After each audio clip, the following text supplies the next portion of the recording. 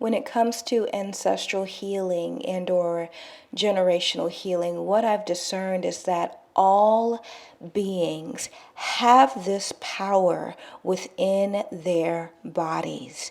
However, women in particular have the ability to respond and activate this power within their vessels. And with that awareness, I've been moving so much more intentionally to use my body as a vehicle to alchemize the suffering and trauma that my family has experienced throughout generations, to create and or restore us back to our true nature, so that my generation or the generation that comes out of my womb, as well as the ancestors who came before me, will have the ability to experience and taste this liberty.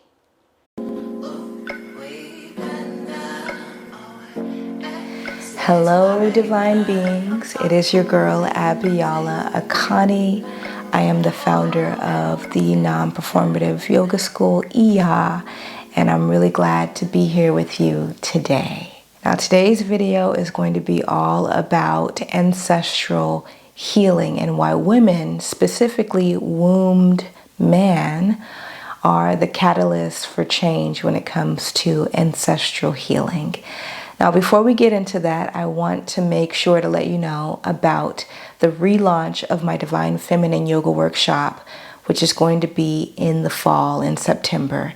Now, this is the yoga workshop that I went on to teach as an Alo Moves coach a few years ago, and that I also toured countless yoga studios with in Seattle before the pandemic. It's also the foundational part of the Divine Feminine Yoga series that I have here on YouTube. That is my most popular playlist on YouTube, with thousands and thousands of views and comments. And so I know that this is a workshop that deeply resonates with y'all. And I want to make sure that once spots open up in the fall, that you're able to join. So take a moment to pause this video, head to the link in my description box and put your email in there so you're notified as soon as things open up, so that you can take this journey in embodying all 6 divine feminine archetypes. Once you do that, unpause the video and I'll see you right back here. Today, we're talking about ancestral healing. Before we get into that, there's kind of 3 steps that I look at when it comes to ancestral healing. First, we got ancestral trauma and curses. That's usually where we start, and we're seeing that duplicated throughout the lineage. Then we move to ancestral healing, where we're doing the work to reduce and or undo the cyclical patterns of suffering that we're seeing within our family. Then we move to ancestral freedom, where those patterns are no longer duplicated and we're experiencing a new type of liberty and or freedom within our family, that are liberating the generations that are coming out of us, as well as liberating the ancestors that have trailed behind us. Now, all beings, whether they be men or women, have the power to do ancestral or generational healing. All beings, every single being on this earth, has the power to do this. And wombed men or women specifically have an incredible ability to activate this power, because we have the ability to receive. Reception is the defining characteristic of the divine feminine. And this is everything when it comes to ancestral healing, where you're not just healing for yourself. You are healing for the generations that are going to come out of you, And in doing so, you are healing the ancestors and the lineage that came before you. There is so much reception that is required within this. And because we basically were created in the image of the divine feminine of God, which is defined by receptivity, we have this innate ability to do this work. However, this looks very different from being to being. What I'm receiving in order to walk at ancestral healing for my family and lineage is going to look different from what you're receiving.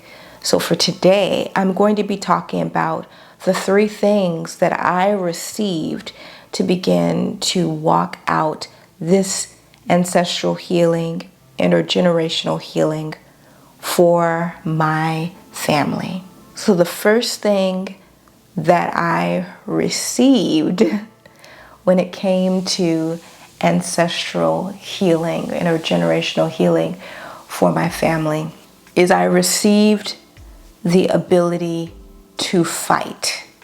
Now, this doesn't look like an ability to fight my family, although I did do that as a part of the ancestral trauma and curses and my own samskara, my own grooves and patterning of my mind based on my triggers. So it was an outward fight towards my family.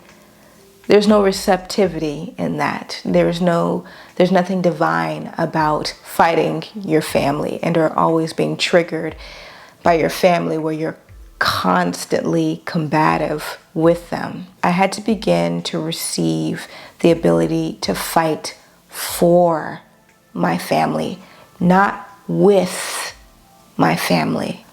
Ooh, this was so big, and I'm hearing it now. Just thank you so much, Father, for this.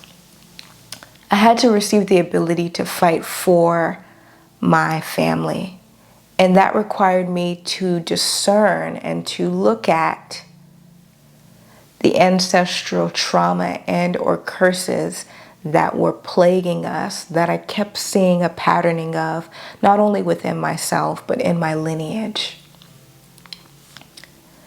And that was very challenging because what I kept seeing was how it was affecting me, which was putting me in this victim mindset. It was putting me a constant state of victimhood. And as the victim, I constantly felt like I needed to fight with my family to protect myself. And it wasn't until I really began to identify that the triggers and or tripwires and or traumas that were plaguing me were also being duplicated somewhere in my family. They were experiencing something similar or experiencing the same type of suffering. And so I had to stop wanting myself, wanting as in making myself this unique thing all on my own, away from my family. I'm so different. They don't get me. They don't understand me. The separation that I was doing to push myself away from them, I had to stop doing that. Now, there are periods of separation when you are healing that are necessary, and I did go through those. But even when I was physically doing them, in my mind, I wasn't trying so hard to separate my suffering and trauma from theirs. What was helpful for me was to begin to identify that it was a suffering and a trauma that we were collectively experiencing together, even when I was separating myself physically for my own healing. This allowed me to begin, when the time came, to fight for my family in the face of those triggers and traumas. When I was looking at those curses and the entities and the spirits that were kind of leeching off of us, once I got face to face with those energies, I was able to receive the ability to fight for my family against them, to rebuke their right to our lineage, to rebuke their right to my body, to rebuke their right to what was our inheritance. And I was doing that for us with the understanding and an empathy for the suffering that not only I had faced, but that I was seeing duplicated within my family, that we were all facing. If I continued to only see myself as separate, see myself as the victim, I would never have been able to receive the ability to fight for us in that way, because I would continue to fight against them. And we wrestle not against flesh and blood, but against principalities and dense energies.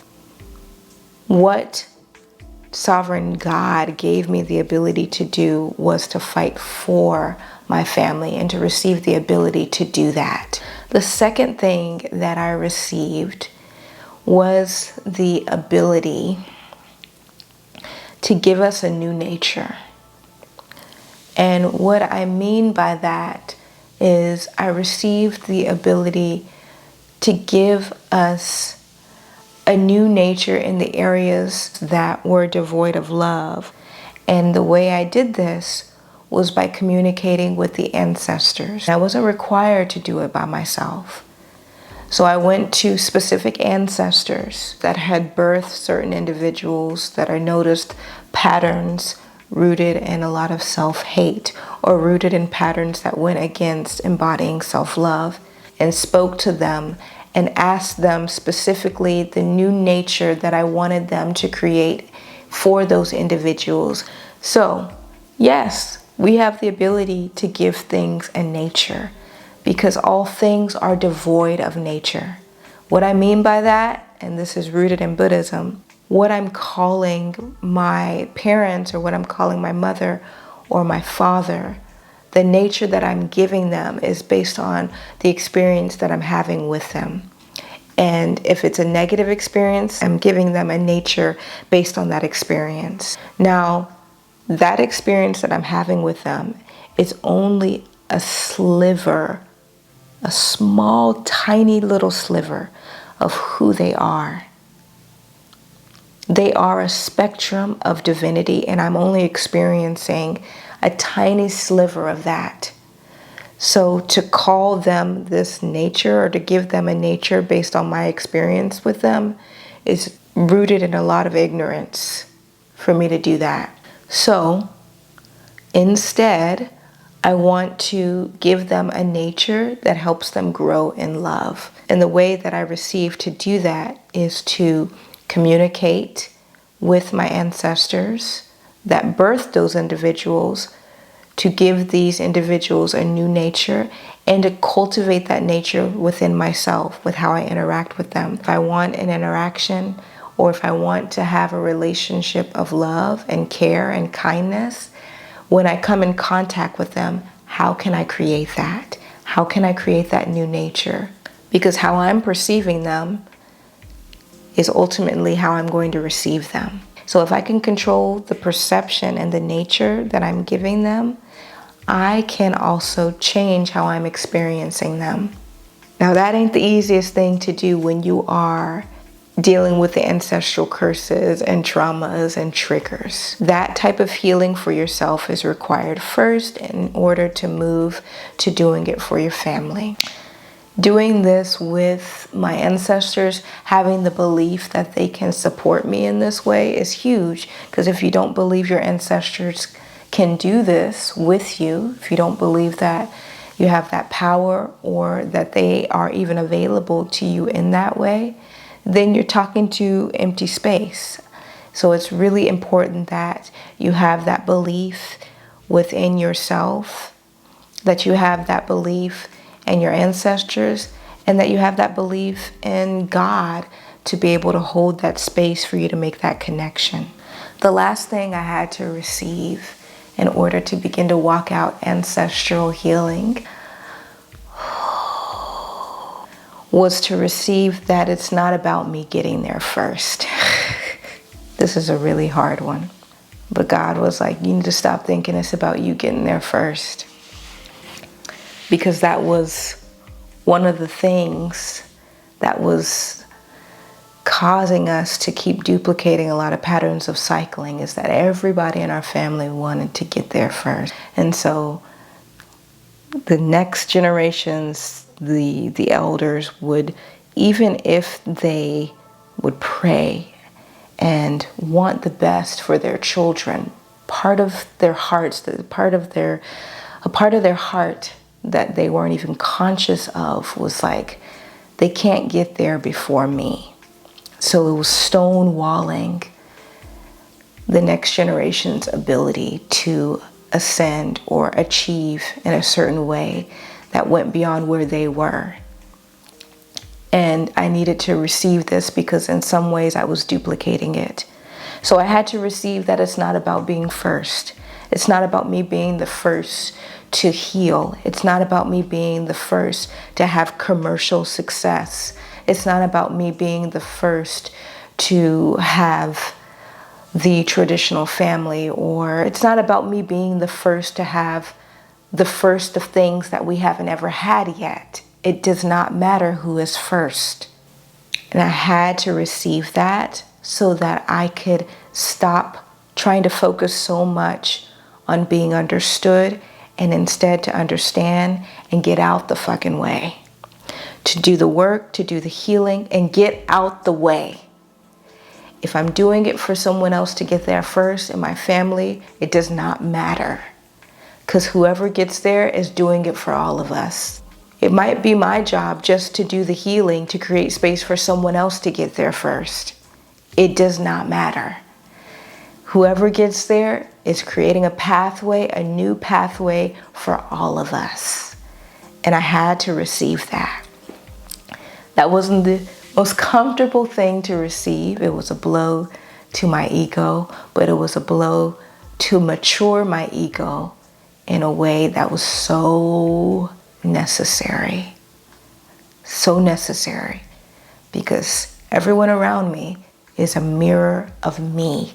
And once I started to receive that, I realized I'm doing this for everyone because everyone is me. And that was on point.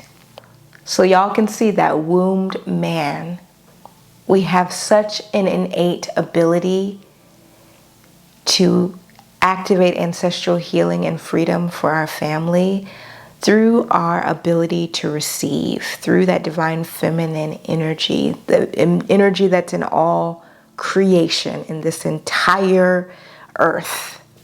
You can see that it's also very specific on what you need to receive. So when we hear about ancestral healing and generational healing and ancestral freedom and curses and all that, it requires real work to begin to walk that out and getting real specific, but really cultivating your heart so that you receive that you are a mirror of your family and your family is a mirror of you, and beginning to do the self-study and the heart work necessary from that lens. And if you're ready to start doing that work, I celebrate you on this journey.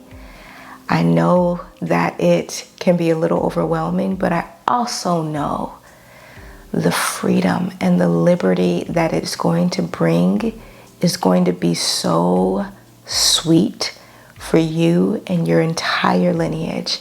Not only the generations that are going to be birthed from your womb, but all of the generations and ancestors that have come behind you as well. And they're going to be rooting you on, rooting you on, rooting you on as you do this. If you're receiving that call, know that you're receiving the call now, because somewhere before time, you said, I'll go. And so you're more than equipped to receive whatever is required. And I invite you to intimately converse with Sovereign God as to what you need to receive, and continue to remember where you are on your journey. If you are in a time of separation, that is okay. Continuing to remember to hold space for yourself, knowing that that's necessary when we're doing this healing and this work for ourselves and for our family. I'm curious to hear where y'all are on this journey, so let me know in the comments below. Maybe you're physically experiencing these ancestral traumas and curses, and so you're in a period of separation doing that work for yourself. Or maybe you are in the ancestral healing phase where you're actively receiving what's necessary to do this for your family. Or maybe you are in the ancestral freedom and liberation phase when you're experiencing the bliss and this new karma for your family. Let me know in the comments below where you are finding yourself so that we can continue to cultivate this awareness together. Wherever you are, I want you to continue to honor where you are without judgment and or criticism, because that is necessary as we do this work. And please remember to celebrate yourself on this journey. Don't forget to follow your girl on the gram at Yoga by Biala, as well as following my online yoga school at iya.well. I want y'all to continue to be well, and I'll see you very soon with a new video.